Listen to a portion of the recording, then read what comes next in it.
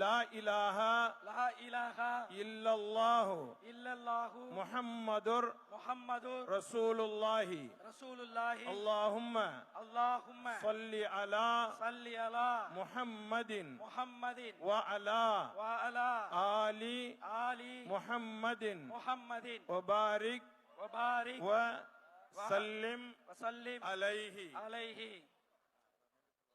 اللهم لك صمت وبك آمنت وعليك توكلت وعلى رزقك أفطرت فتقبل مني.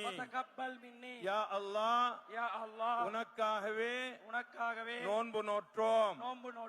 உன்னுடைய அருளாலேயே நோன்பை திறக்கின்றோம். எங்களுடைய நோன்பை